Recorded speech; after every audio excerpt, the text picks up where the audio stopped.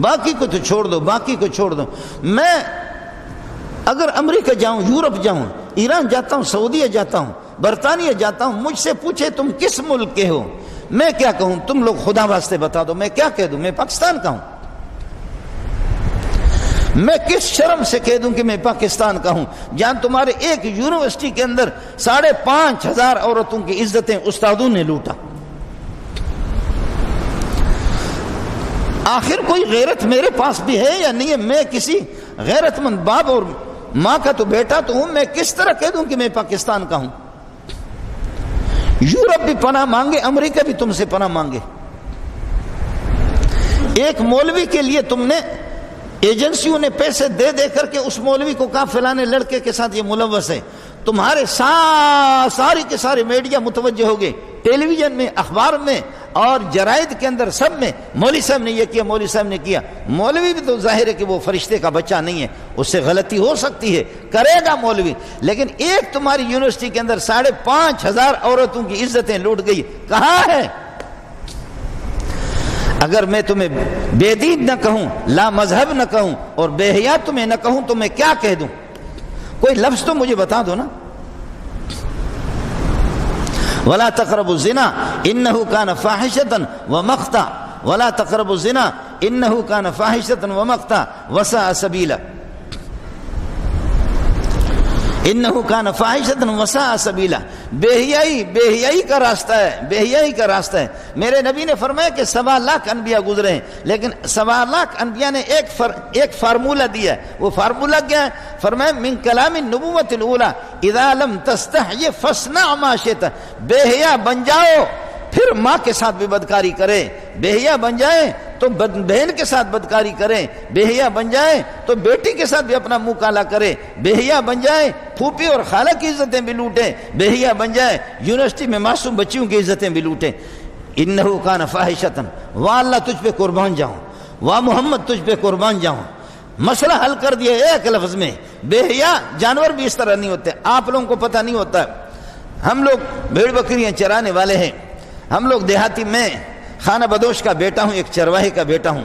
ہمیں معلوم ہے، ہم غریبوں کو معلوم ہے. یا میرے سندھی بھائی بیٹھے ہوں گے، بھینسا جو ہوتا ہے، بھینس تو مادہ ہوتا ہے، بھینس تو مادی ہے جو دودھ دیتی ہے، لیکن بھینسا اس کا جو نر ہے، وہ نر جس بھینس سے پیدا ہے اس میں حیا ہوتی ہے، وہ اس بھینس کے ساتھ وہ جفتی نہیں کرتا، اس کے ساتھ جفتی نہیں کرتا. سندھی یہاں پر بیٹھے ہوئے ہیں جو بھینس پالنے والے لوگ ہیں، ان سے پتہ کرو، بھینسا جو نر ہوتا ہے وہ جس بھینس سے پیدا ہے اس کے ساتھ وہ جفتی نہیں. ہاں بکریاں یہ چیزیں کچھ کر لیتے ہیں جانور، لیکن وہ نہیں کرتا، بھینسا نہیں کرتا. اب اگر کوئی اور بھینسا نہ ملے، کوئی اور نر نہ ملے، تو پھر سندھی لوگ اور بلوچ لوگ یہ کرتے ہیں، اس کی آنکھیں کسی پٹی سے باندھ دیتے ہیں، سخت کس کر کے اس کی آنکھیں باندھ دیتے ہیں. باندھنے کے بعد پھر بھینس کو اس کے سامنے لاتے ہیں.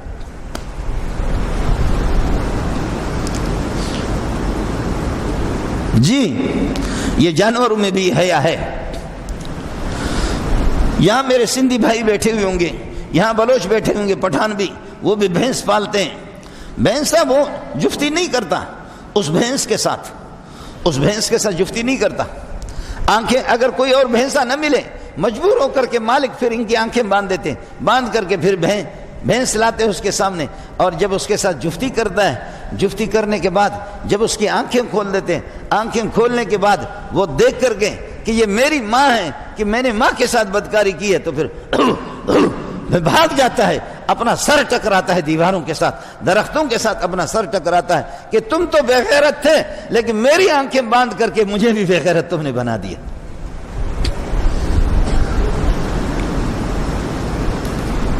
جی ہاں یہی ہے. وہ سر ٹکراتا ہے، وہ دماغ اس کا گھومتا ہے، وہ چکراتا ہے، وہ پاگل ہوتا ہے. بھینسے کی بات کر رہا ہوں، بھینسا. تمہیں شرم بھی نہیں آئی؟ اسکول بھی میرے ہیں، کالج بھی میرے ہیں، یونیورسٹیاں بھی میرے ہیں. جن خواتین کی عزتیں لٹ گئی ہے، جن خواتین کی عزتیں لٹ گئی ہے وہ میری ہے.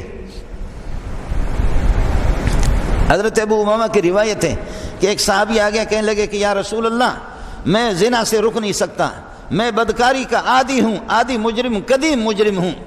مسند احمد کی روایت آپ کو سنا رہا ہوں. صلی اللہ علیہ وسلم صلی اللہ علیہ وسلم، یا رسول اللہ میں زنا کا عادی ہوں، میں مجرم ہوں، منہ میرا کالا ہو چکا ہے، میں اس سے رک نہیں سکتا۔ صحابہ نے کہا کہ شرم آنی چاہیے، غیرت مند کے سامنے تم یہ باتیں کرتے ہو، اس غیرت مند کے سامنے تم یہ باتیں کرتے ہو، تمہیں شرم آنی چاہیے۔ صحابہ نے ڈانٹنا شروع کر دیا۔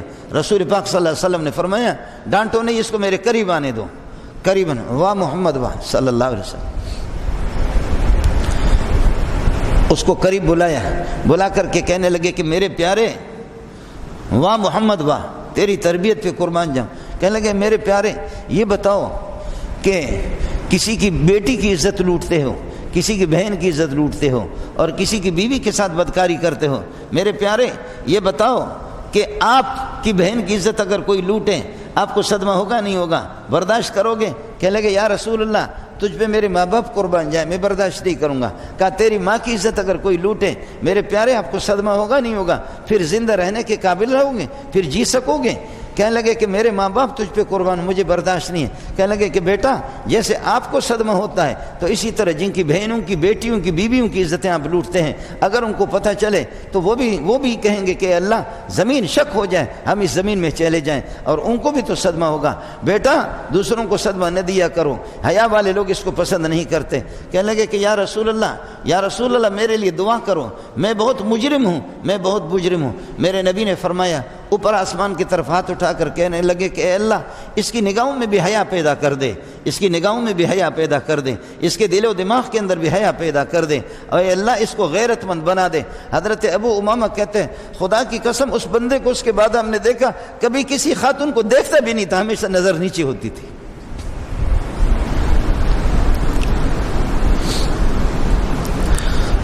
قانون دان جو ہمارے ملک کے جو بیٹھے ہوئے کورٹوں کے اندر جو بیٹھے ہوئے، بخاری کے ایک حدیث آپ کو سنا دیتا ہوں صلی اللہ علیہ وسلم۔ ایک خاتون کالی سی آ کر کے اماں عائشہ کے ساتھ ہماری ماں کے پاس بیٹھ کر کے کہتی تھی وَيَوْمُ الْوِشَاهِ مِنْ أَعَاجِيبِ رَبِّنَا أَلَا إِنَّهُ مِنْ بَلْدَةِ الْكُفْرِ قَدْ نَجَّانِي وَيَوْمُ الْوِشَاهِ مِنْ أَعَاجِيبِ رَبِّنَا۔ دوسری روایت ہے وَيَوْمُ الْوِشَاهِ مِنْ تَعَاجِيبِ رَبِّنَا أَلَا إِنَّهُ قَدْ نَجَّانِي مِنْ بَلْدَةِ الْكُفْرِ۔ اور زیورات والا وہ دن، وہ زیورات والا وہ دن، وہ ایک عجیب اس کی کہانی ہے، ہلا دینے والی وہ کہانی ہے، وہ زیورات والا دن وہ ہلا دینے والی کہانی ہے۔ اے پروردگار تیری مہربانی کہ آپ نے مجھے کفر سے، بے حیاؤں سے نکال کر کے مجھے حیادار محمد کی خدمت میں لایا۔ اے اللہ تیری بڑی مہربانی کہ آپ نے بے حیاؤں سے مجھے نکال کر کے عائشہ جیسے غیرت مند خاتون کی صحبت میں آپ نے لایا، اور محمد جیسے غیرت مند انسان کی صحبت میں آپ نے مجھے لایا۔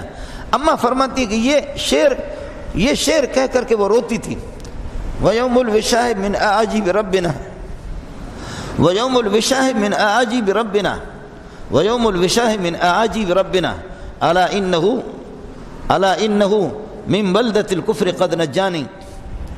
وہ زیورات والا وہ دن عجیب دن ہے، وہ زیورات والا دن وہ عجیب دن ہے، وہ ہلا کر کے رکھنے والا دن ہے۔ اے اللہ تیری بڑی مہربانی کہ آپ نے کفر سے، کافروں سے، بے حیاؤں سے، بے شرموں سے، زانیوں سے، بدکاریوں سے مجھے نجات دے دی۔ اماں فرماتی کہ جب یہ شعر گاتی تھی، کہتی تھی تو روتی تھی۔ ہماری ماں کہتی ہے حضرت عائشہ، میں نے اس سے کہا کہ میں نے کئی دفعہ یہ شعر کہتے ہوئے آپ کو سنا ہے اور آپ روتی ہے، بتا دو وجہ کیا ہے؟ کہا اماں وجہ بتا نہیں سکتی لیکن بتا دیتی ہوں آپ کو، میں کافروں کے ہاں، میں بے غیرتوں کے ہاں، بے دینوں کے ہاں میں ان کی لونڈی تھی، جس طرح بھی وہ چاہے میری عزت کے ساتھ، میرے غیرت کے ساتھ کھیلیں۔ لیکن ایک دن یہ ہوا کہ یہ جو چمڑے، سرخ رنگ کے چمڑے، اس پر کچھ زیورات لگے ہوئے تھے، زیورات کا ہار بنا ہوا تھا، اور یہ ہار کسی بچی کے گلے میں تھا۔ وہ بچی جا رہی تھی کہیں اور ہار اس کے گلے سے ٹوٹ کر کے گر گیا، ہار کا داغا ٹوٹ گیا، ہار گر گیا، اور وہ سرخ لگ رہا تھا گوشت کی طرح، سونا چاندی بھی اس میں جڑے ہوئے تھے، لیکن یہ کہ وہ گوشت کی طرح لگ رہا تھا۔ تو اوپر سے کوئی باز اور کوئی چیل اور باز آ کر کے باز نے اس کو اٹھا لیا، اٹھا کر کے باز اس کو یہ کہ لے گیا، جیسے کہ بعض اپنے چمبے میں آپ نے دیکھا کوئی مردار، کوئی آنت ہے، کوئی اوجری کا ٹکڑا ہے، اس کو اٹھا کر کے بعض اپنے یہ کہ پنجوں میں اٹھا کر کے اوپر جاتے ہیں۔ تو اس طریقے پر اٹھا کر لے گیا. لوگ آ گئے، بے حیا آ گئے، بے شرم آ گئے، بے دین آ گئے، لا مذہب آ گئے. انہوں نے کہا ہماری بچی کا یہ جو ہار گم ہو گیا یہ آپ نے چوری کی ہے. میں نے کہا چوری کی ہے، مظلوم خاتون ہوں میں تمہاری نگرانی میں نے کہاں چوری کی ہے. انہوں نے میری تلاشی تو لی، میرے کپڑے تو اتار دیے. انہوں نے میری تلاشی تو لے لی، میں نے کپڑے تو اتار دیے، لیکن میری شرمگاہ کے اندر ہاتھ دے کر کے تلاش کرتے رہے کہ شرمگاہ کے اندر زیورات چھپایا ہوگا.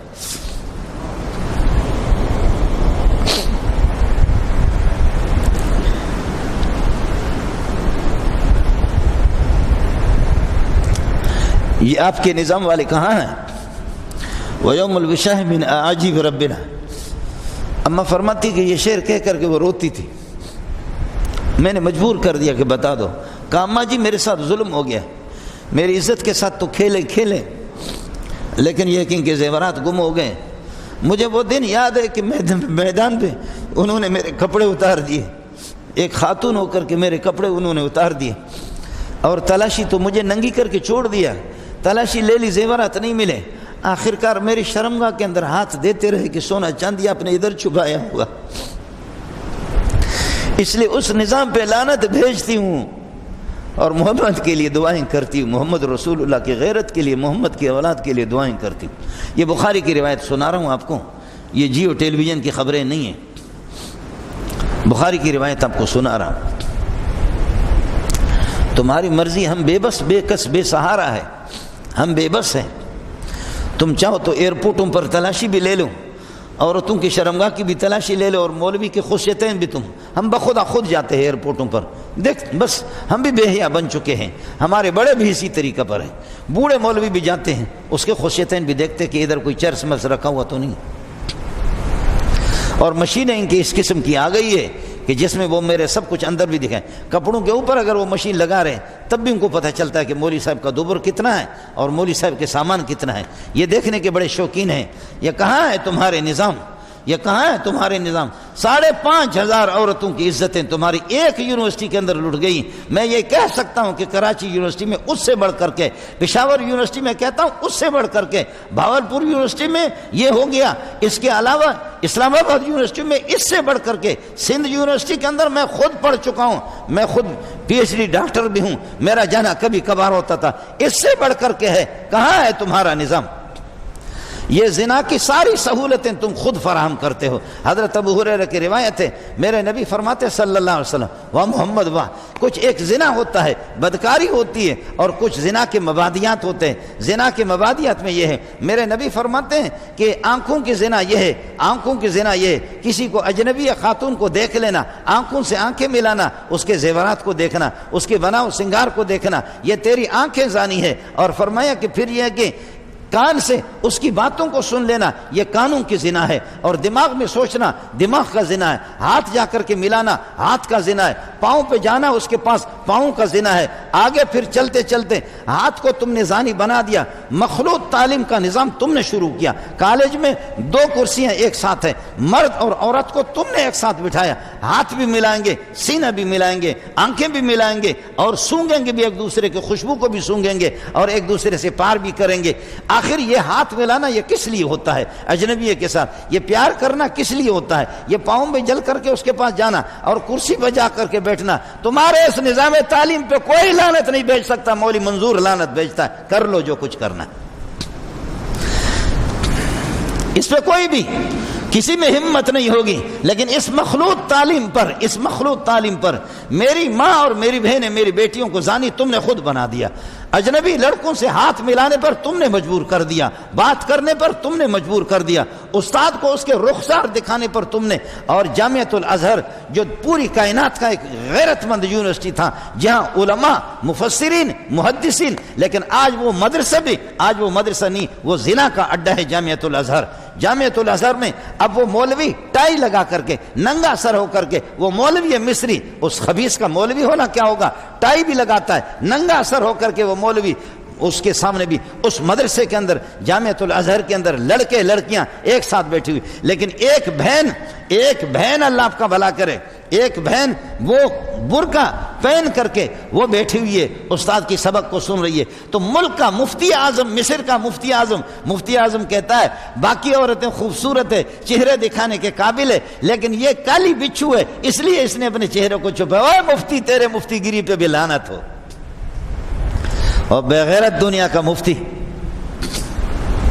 جی مدرسے میں جب دینداری نہیں ہوگی تو وہ بھی کائنات کے اندر اس وقت شاید زنا کا سب سے بڑا اڈا ہے۔ آپ عربی نہیں سمجھتے، ان بہیاؤں کے بعض اشعار آتے ہیں، ان کی بعض کہانیاں آتی ہے، تو وہ اگر میں آپ کو سناؤں نا تو بعض کو شاید بیٹھے بیٹھے یہیں پر احتلام ہو جائے۔ ان بہیاؤں کو اشعار اگر آپ کو میں سناؤں، وَيَوْمُ الْوِشَاهِ مِنْ أَعَاجِيبِ رَبِّنَا أَلَا إِنَّهُ مِنْ بَلْدَةِ الْكُفْرِ قَدْ نَجَّانِي، وہ زیورات والا وہ دن، وہ فرماتی ہے کہ مجھے ننگے کر کے انہوں نے کھڑے کر دی، اور اسی دوران تلاش اسی لے رہے تھے، وہ چیل اوپر سے آ گیا اور وہ زیورات اس کے پاؤں سے پنجوں سے گر گئے، لوگوں نے دیکھا زیورات تو وہ ہے، اس کے پاس نہیں ہے، پھر مجھے انہوں نے چھوڑ دیا، ورنہ پتہ ہے خدا